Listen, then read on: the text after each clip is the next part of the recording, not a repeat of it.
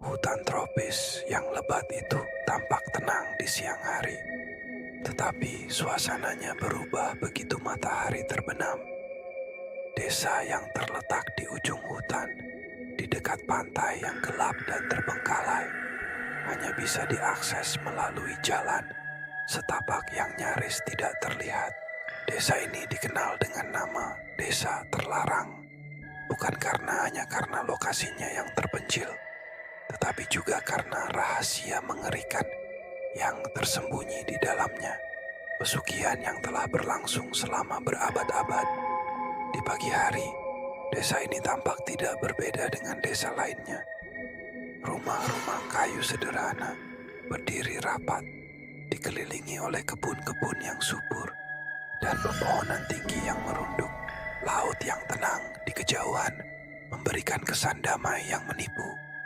Namun, saat malam tiba, suara ombak bergulung-gulung terdengar keras, seakan menyuarakan panggilan dari kedalaman yang gelap. Kabut tebal mulai menyelimuti hutan, dan cahaya bulan yang suram menerobos melalui celah-celah pepohonan. Suasana menjadi mencekam, dan rasanya seolah ada mata-mata yang mengawasi setiap langkah. Warga desa ini jarang berinteraksi dengan dunia luar. Mereka tampaknya hidup dalam ketenangan yang tak terganggu. Tetapi dalam setiap wajah yang tampaknya penuh kedamaian, ada tanda-tanda kelelahan, ketakutan, dan kesendirian yang dalam. Ini adalah desa yang penuh dengan cerita-cerita yang tidak berani diceritakan oleh mereka yang masih hidup untuk berbicara. Kesan pertama, begitu kaki pertama melangkah ke dalam desa ini, suasana yang seolah biasa akan segera membuatmu merasa berbeda. Di setiap sudut, seolah ada sesuatu yang tidak beres. Tetapi hal itu tak langsung tampak oleh mata. Jika kau mengamatinya dengan cermat, kau akan melihat keraguan yang tersembunyi dalam tatapan warga desa dan suara-suara aneh yang tak jelas asalnya. Seperti bisikan yang dibawa angin. Di tengah kegelapan malam, hanya ada satu sumber cahaya yang terpancar. Sebuah obor yang menerangi gerbang masuk desa. Mungkin itu hanya simbol selamat datang. Namun yang lebih terasa adalah ancaman yang tersembunyi di baliknya. Suara dari makhluk malam yang misterius semakin terasa menambah ketegangan. Langkahmu semakin terasa berat seiring berjalannya waktu. Meski langkahmu terasa cepat, tapi ada sesuatu yang menghalanginya. Seolah tanah ini mulai menyerap setiap kekuatanmu. Tokoh utama, Fahmi, seorang pemuda dari kota yang baru tiba di desa tersebut, tidak menyadari bahaya yang mengintainya.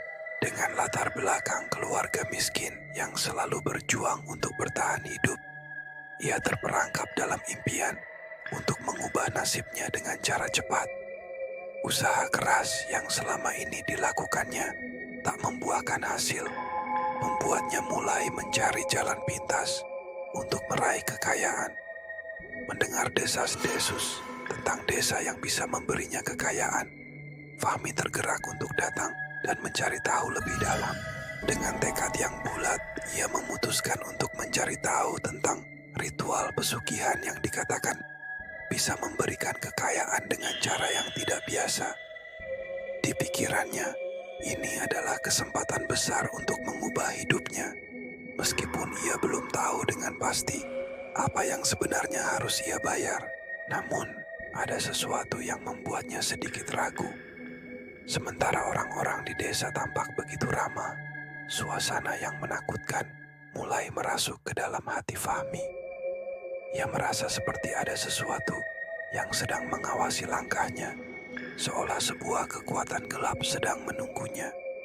Masalah utama desa ini, meski terkesan tenang, menyimpan kegelapan yang sangat dalam. Beberapa orang mengklaim bahwa desa ini terkenal karena praktik pesugihan yang dilakukan oleh para penghuninya. Ritual yang dijalankan sejak ratusan tahun lalu. Konon, mereka yang ingin cepat kaya bisa memperoleh keberuntungan besar, tetapi harus membayar harga yang sangat tinggi. nyawa mereka sendiri, atau kehidupan orang-orang terdekat mereka. Pada awalnya, Fahmi mendengar cerita-cerita ini sebagai mitos belaka, tidak lebih dari cerita hantu yang diceritakan para penduduk setempat untuk menakut-nakuti anak-anak. Namun, semakin ia menggali, semakin banyak petunjuk yang ia temukan. Beberapa penduduk yang berusia lanjut berbicara dengan cara yang aneh tentang ritual yang harus dilakukan. Mereka berbicara dalam bisikan yang hanya bisa dimengerti oleh mereka yang telah melihatnya. Tetapi tak satu pun yang berani menceritakan lebih jauh. Apa yang seharusnya menjadi sebuah perjalanan mencari informasi dan kekayaan dengan cara cepat mulai berubah menjadi perjalanan penuh teka-teki. Fahmi, yang awalnya hanya ingin kaya, kini terjebak dalam misteri yang lebih besar dari yang pernah ia bayangkan. Meskipun begitu, keinginan untuk memperbaiki kehidupannya mendorongnya untuk terus maju. Bahkan ketika ia mulai merasakan bahwa segala sesuatu yang ia temui di desa ini terasa semakin tidak wajar. Ajakan interaksi, pendahuluan, hayo penjaga sandikala. Kalau cerita ini mulai membuat bulu kudukmu berdiri, jangan lupa beri like sebagai tanda kamu masih bersama kami di tengah kegelapan ini. Klik subscribe dan aktifkan loncengnya, karena malam belum selesai dan misteri baru saja dimulai. Tinggalkan jejakmu di komentar, kami membaca semuanya. Sari adalah gadis muda yang telah lama tinggal di desa itu. Ia sering terlihat berjalan sendirian di sepanjang pantai yang kosong atau berkeliling hutan dengan tatapan kosong. Meskipun usianya baru 20-an, ada kesan bahwa ia sudah hidup beratus-ratus tahun di dalam dirinya. Mungkin bukan secara fisik, tetapi jiwa dan mata yang selalu mencerminkan beban yang tak terungkapkan. Warga desa melihatnya sebagai sosok yang penuh dengan misteri. Sari menjadi salah satu orang pertama yang berinteraksi dengan Fahmi setelah ia tiba di desa. Ia tampaknya peduli padanya, memberinya peringatan untuk tidak terlalu jauh mendalami rahasia desa. Namun Sari juga menghindar jika Fahmi terlalu banyak bertanya tentang latar belakang, desa, ritual, atau bahkan tentang dirinya sendiri. Ada hal-hal yang tidak ingin ia ceritakan. Dan dalam tatapan matanya, Fahmi merasakan ketakutan yang mendalam, seolah ia bersembunyi dari sesuatu yang lebih besar dan lebih menakutkan dari dirinya. Pak Giman adalah kepala desa yang sudah lama memimpin desa terlarang. Ia merupakan pria parubaya dengan penampilan yang tenang dan bijaksana. Selalu terlihat mengenakan pakaian tradisional desa yang memberinya kesan otoritatif. Meskipun ia tampak sangat peduli dengan kesejahteraan warga desa, tidak ada yang tahu bagaimana ia bisa memimpin desa yang terisolasi ini begitu lama tanpa bantuan dunia luar. Sebagai kepala desa, Pak Giman adalah sosok yang dihormati oleh semua orang. Tetapi di balik sikapnya yang ramah, ada sesuatu yang lebih gelap. Ia tahu lebih banyak tentang ritual pesugihan daripada yang ia ungkapkan. Dan bahkan tampaknya memanfaatkan kepercayaan warga desa untuk terus melanggengkan kekuasaannya. Ketika Fahmi mulai mendekatinya dengan pertanyaan tentang ritual tersebut, Pak Giman hanya memberi jawaban samar dan selalu mengarahkan percakapan ke arah lain, seolah ia berusaha menghindari topik yang sensitif itu. Seiring berjalannya waktu, Fahmi mendengar cerita-cerita dari beberapa penduduk yang tampaknya terbuka pada dirinya. Namun cerita-cerita itu justru lebih membingungkan. Salah satu wanita tua yang tinggal di desa itu, Ibu Tumina, mengungkapkan bahwa ia pernah melihat orang-orang yang pergi ke hutan pada malam hari, membawa bekal dan benda-benda yang tampaknya berhubungan dengan ritual. Ibu Tumina memberi peringatan bahwa desa ini menyimpan banyak rahasia. Tetapi ketika Fahmi menanyakannya lebih lanjut, ia justru mendapati bahwa Ibu Tumina mengubah topik percakapan dan menghindar. Petunjuk lain yang muncul adalah beberapa benda aneh yang ditemukan Fahmi di sekitar desa. Di satu sudut hutan, ia menemukan sebuah patung kayu yang tampak seperti dewa penguasa laut dengan mata yang seolah hidup menatap ke arah laut terlarang. Fahmi menduga ini adalah bagian dari ritual pesugihan yang lebih besar. Namun, tidak ada yang berani menjelaskan lebih rinci. Semua petunjuk ini tampaknya mengarah pada fakta bahwa ritual pesugihan melibatkan pengorbanan yang dilakukan untuk menjaga keseimbangan kekuatan tak terlihat. Sejumlah orang tua di desa berbicara dengan cara yang aneh. Mereka bercerita tentang waktu-waktu yang mereka lalui saat masih muda, seakan mengingatkan Fahmi untuk tidak menggali terlalu dalam. Tetapi saat ditanya lebih lanjut, mereka tiba-tiba terdiam, dan sebagian besar dari mereka terlihat sangat ketakutan, seakan mereka menghindari pembicaraan tentang apa yang terjadi beberapa puluh tahun yang lalu. Meskipun Fahmi merasa ada sesuatu yang aneh, ia tidak dapat memaksa mereka untuk berbicara lebih banyak. Di satu kesempatan, Fahmi juga mendengar cerita yang menggambarkan bahwa ada seseorang yang pernah mengkhianati ritual pesugihan dan mencoba keluar dari desa. Cerita itu berakhir dengan orang tersebut menghilang tanpa jejak, meninggalkan hanya tumpukan tanah yang menggeliat dan daun-daun yang mengering. Fahmi mulai merasakan ketegangan batin yang semakin besar. Di satu sisi, keinginannya untuk cepat kaya terus mendorongnya untuk menggali lebih dalam tentang ritual pesugihan. Meskipun ia mulai merasakan adanya ancaman yang nyata. Suatu malam, ia menemukan sebuah buku kuno di perpustakaan desa yang disembunyikan. Buku itu berisi informasi tentang ritual gelap yang mengubah hidup orang menjadi kutukan, di mana korban harus menanggung beban yang tak terhapuskan seumur hidup mereka. Namun, setelah membacanya, Fahmi justru merasa ketakutan karena ia menyadari bahwa ia mulai terikat oleh takdir yang lebih besar. Sementara itu Sari, yang tampaknya peduli padanya, juga mulai menunjukkan sisi lain dari dirinya.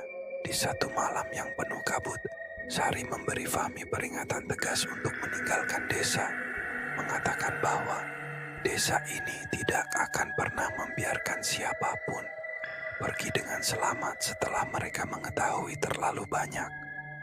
Namun, kata-katanya terkesan ambigu, seolah ia sedang berbicara dari pengalaman yang lebih dalam. Fahmi semakin bingung. Apakah Sari benar-benar ingin menyelamatkannya, atau justru memperingatkannya agar tidak mengungkapkan kebenaran yang lebih mengerikan? Sudahkah kamu menebak siapa pelakunya? Atau mungkin kamu juga sedang dibohongi oleh cerita ini? Subscribe sekarang dan tetap waspada, karena teka-teki ini belum selesai. Di balik setiap langkah, ada sesuatu yang menunggu, dan itu belum terungkap. Puncak cerita terjadi pada malam yang sangat kelam, di saat Fahmi sudah berada di titik terjauh dalam pencariannya. Setelah mendengar lebih banyak cerita mengerikan dari penduduk desa, dan menemukan petunjuk-petunjuk aneh yang semakin mengarah pada ritual gelap yang tidak bisa ia hindari, ia memutuskan untuk mengikuti jejak yang ditinggalkan oleh mereka yang telah mengabaikan peringatan. Fahmi memutuskan untuk mengikuti Sari yang selama ini memberinya peringatan. Dalam langkahnya yang penuh keraguan, Fahmi menemui Sari di hutan, di tempat yang jauh dari desa. Sari tampaknya sudah tahu bahwa Fahmi akan datang, dan ia hanya diam menunggu di bawah pohon besar yang terbungkus kabut. Disinilah kejutan besar dimulai. Sari memandang Fahmi dengan tatapan kosong, seperti sudah lama menunggu momen ini, dan akhirnya mengungkapkan sesuatu yang mengejutkan. Ia mengungkapkan bahwa dirinya adalah salah satu korban pertama dari pesugihan itu. Dan meskipun ia tak ingin terlibat, ia harus membantu untuk menarik korban baru. Ia mengungkapkan bahwa dirinya sendiri telah terjebak dalam kutukan tersebut selama bertahun-tahun. Dan hanya dengan menarik lebih banyak jiwa untuk ritual itu, ia bisa bertahan hidup. Namun, yang lebih mengejutkan bagi Fahmi adalah bahwa Sari selama ini bukan hanya sekedar peringatan. Dia adalah bagian dari sistem pesugihan itu sendiri. Ia adalah penjaga dari ritual tersebut. Dan ia akan membawa orang yang terjebak ke dalam pusaran, tak terhindarkan yang tidak bisa keluar. Saat Sari berbicara, semacam kekuatan lain mulai terasa di sekitar mereka. Suara angin yang berputar lebih cepat, dan bau tanah basah mulai menyengat. Seketika Fahmi merasa dunia sekitarnya mulai mengabur.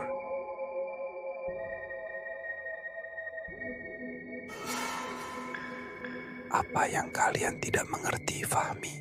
kata Pak Giman dengan suara yang tenang namun penuh ancaman, "adalah bahwa tidak ada yang benar-benar keluar dari sini. Bahkan jika kamu berlari, ada kekuatan yang lebih besar yang mengikat kita semua." Ketika Fahmi menyadari bahwa Pak Giman adalah pemimpin dari ritual pesugihan ini, segalanya mulai terasa tidak nyata.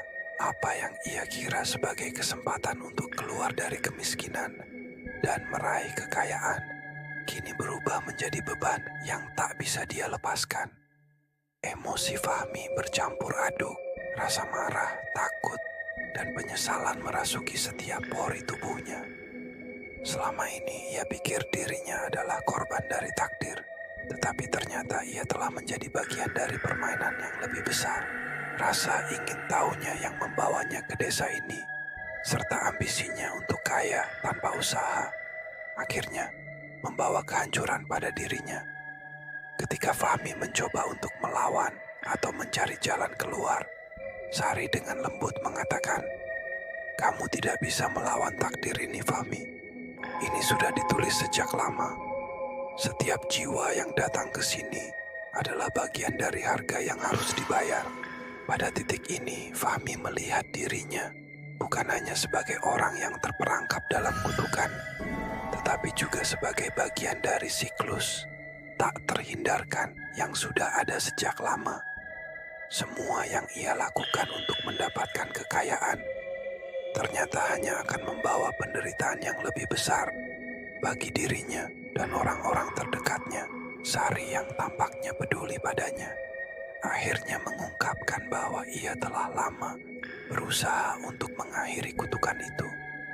Namun, setiap kali seseorang mencoba keluar dari desa ini, mereka selalu kembali terperangkap dalam siklus yang sama, menambah korban baru untuk ritual tersebut.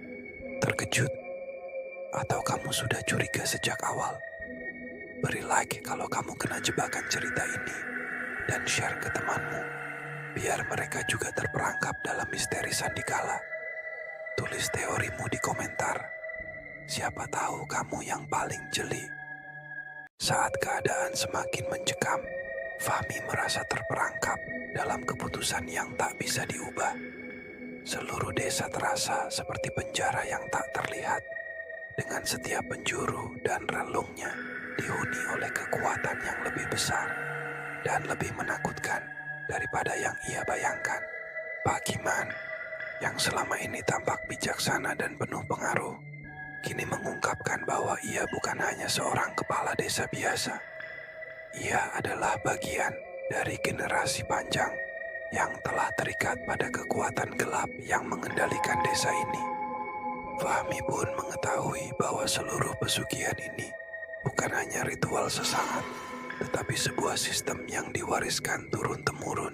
Setiap kepala desa yang baru, setiap individu yang berusaha mencari kekayaan adalah bagian dari roda yang tak pernah berhenti berputar.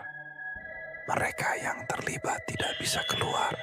Mereka hanya bisa berputar dalam lingkaran yang tak berkesudahan. Bahkan ketika seseorang mencoba melarikan diri, mereka akan dibawa kembali oleh kekuatan misterius desa yang tak terlihat. Pada akhirnya, Fahmi memahami bahwa Pesugihan ini bukan sekedar mencari kekayaan dengan cara cepat. Ia adalah takdir yang harus diterima oleh siapa saja yang berani menantang nasibnya. Pengorbanan adalah bagian dari harga yang harus dibayar. Setiap jiwa yang datang ke desa ini menjadi komoditas yang digunakan untuk menjaga keberlanjutan ritual dan kekuatan yang ada. Sari, yang selama ini tampak sebagai sosok yang bisa memberinya petunjuk, mengungkapkan lebih lanjut bahwa ia telah mencoba berulang kali untuk menghentikan kutukan ini. Tetapi setiap kali ia melawan, kutukan itu justru semakin kuat. Sari mengungkapkan bahwa dirinya sudah lama terjebak dalam siklus ini, terpaksa menjadi penjaga dengan harapan bahwa suatu hari seseorang akan berhasil menghentikan semua ini. Namun, kenyataan yang pahit adalah bahwa tak ada seorang pun yang mampu melawan kekuatan yang lebih besar dari mereka. Selama ini, Fahmi menganggap Sari adalah sosok yang bisa membantu atau bahkan melindunginya. Petunjuk yang ditinggalkan oleh Sari serta peringatan-peringatan yang ia berikan membuat Fahmi berpikir bahwa Sari adalah korban dari pesugihan yang sama. Namun, pada titik ini, ia menyadari bahwa Sari meskipun memiliki niat baik, sebenarnya adalah bagian dari sistem itu sendiri. Ia bukanlah sosok yang bisa menyelamatkannya, melainkan seseorang yang telah terperangkap dalam takdir yang sama. Pada titik ini, petunjuk yang selama ini muncul seperti sikap Sari yang tampaknya peduli hanyalah bagian dari permainan besar yang telah dimainkan oleh kekuatan yang menguasai desa tersebut. Fahmi pun mulai merasakan penyesalan mendalam. Selama ini ia telah terjebak dalam kebohongan yang lebih besar dari dirinya. Sudahkah kamu menebak siapa pelakunya? Atau mungkin kamu juga sudah terjebak dalam permainan ini? Jangan lupa untuk beri like dan share jika cerita ini berhasil mengguncang hatimu. Beritahu kami apa teori kalian di komentar.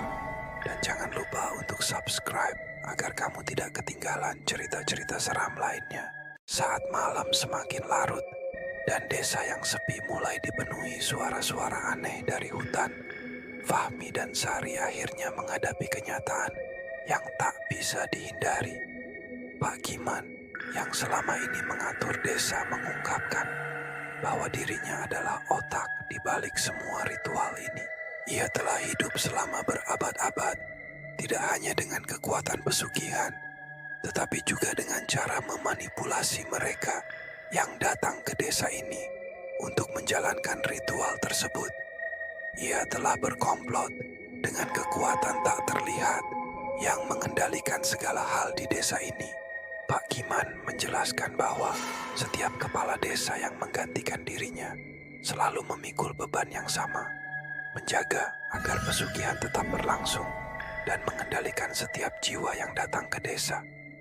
Dengan kata lain, setiap individu yang datang ke desa untuk mencari kekayaan harus menggantikan seseorang yang telah meninggal dalam ritual itu. Dan begitu seterusnya. Fahmi kini mengerti bahwa ia bukanlah korban pertama yang terperangkap dalam permainan ini. Namun, yang lebih menakutkan adalah kenyataan bahwa ia bisa saja menjadi penjaga berikutnya yang akan menjalani takdir yang sama, memimpin ritual, dan terus mempertahankan kutukan di desa ini. Pak Giman mengungkapkan bahwa ia tidak akan membiarkan Fahmi pergi begitu saja, karena pesugihan ini membutuhkan jiwa yang baru untuk menjaga kelangsungannya.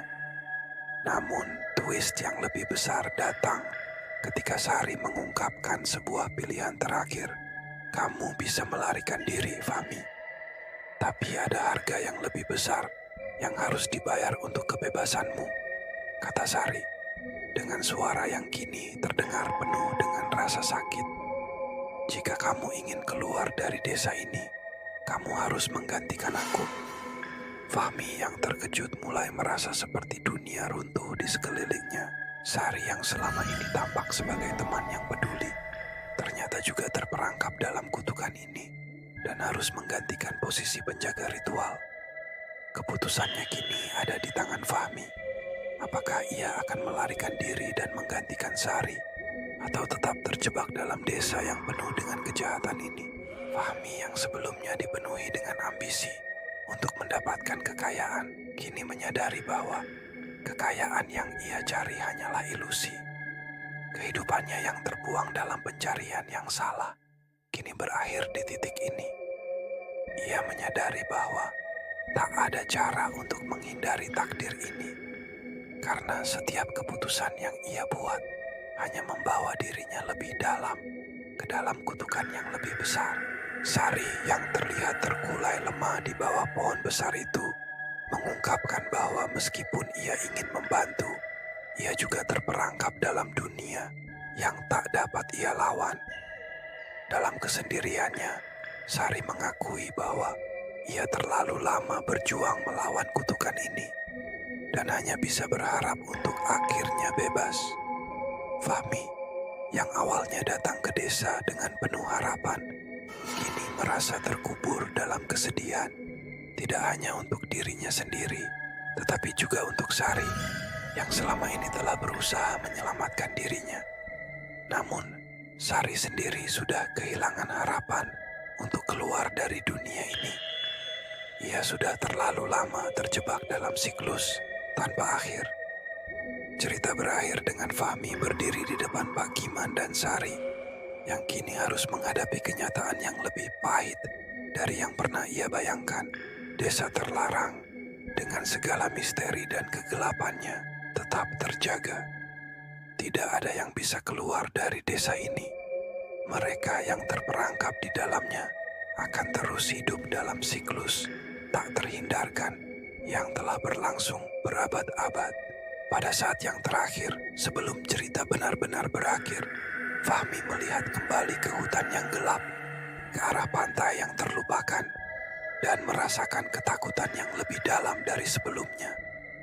Dunia ini ternyata lebih besar dan lebih mengerikan dari yang pernah ia bayangkan. Desa ini, bersama dengan segala ritualnya, akan terus menghantui siapapun yang mencoba untuk melarikan diri.